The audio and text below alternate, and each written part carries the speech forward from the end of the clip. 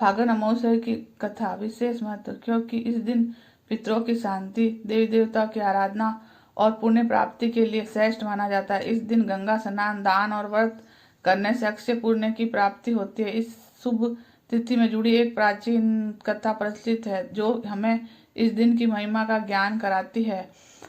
प्राचीन समय की बात है, एक नगर में धर्मपाल नामक ब्राह्मण अपने परिवार के साथ रहता था। वह अत्यंत धार्मिक प्रवृत्ति का व्यक्ति था और प्रतिदिन व्रत, उपवास, पाठ, पूजा पाठ और सत्कर्मों में लगा रहता था। लेकिन उसकी पत्नी विमला धार्मिक कार्यों में रुचि नहीं रखती थी। वह न तो व्रत करती, न किसी प्रकार का दान पुण्य करती थी।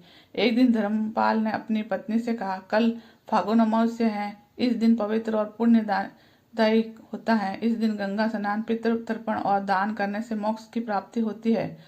हमें भी व्रत करना चाहिए। लेकिन विमला ने यह कहकर मना कर दिया कि उसे इन सब चीजों में विश्वास नहीं है। धर्मपाल ने बहुत समझाया लेकिन वह नहीं मानी।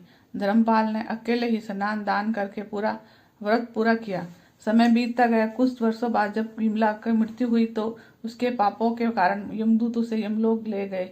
वहां चित्रगुप्त ने उसके पापों का लेखा जोखा दिखाया। उसमें लिखा था कि उसने कभी भी किसी अमावस को स्नान दान नहीं किया, किसी भूखे को अन्न नहीं दिया और किसी की सहायता नहीं की। यमराज ने विमला से कहा, तुम्हें पापों के कारण नरक जाना होगा। डरी सहमी विमला ने यमराज से प्रार्थना की कि मुझे इन पापों का प्रायश्चित करने का एक अवसर दे। यमराज बोले, यदि तुम पुण्य मनुष्य योनि में जन्म लेकर फागुन अमावस्या का व्रत करोगी और सच्चे मन से पितरों का श्राद्ध व दान करोगी तो तुम्हें मुक्ति मिल सकती है। विमला को अगले जन्म में एक गरीब ब्राह्मण परिवार में जन्म मिला। पिछले जन्म की समस्याएं और उसे जागृत थी। वह बड़े होने पर उसने फागुन अमावस्या का व्रत करना शुरू कर दिया। इस बार उसने गंगा स्नान, दान पुण्य और पितरों का श्राद्ध विधि पूर्ण किया। उसके इस पुण्य कार्य से उसके पूरे जन्म के सभी पाप नष्ट हो गए। जब उसकी मृत्यु हुई तो यमराज के दूतों के बजाय यमदूत आए और उसे स्वर्ग लेकर गए। इस प्रकार फागुन अमावस्या के पुण्य प्रभाव से विमला का मोक्ष प्राप्त हुआ। इस कथा से यह सिद्ध होता है कि फागुन अमावस्या का व्रत करने से मनुष्य अपने पापों से मुक्त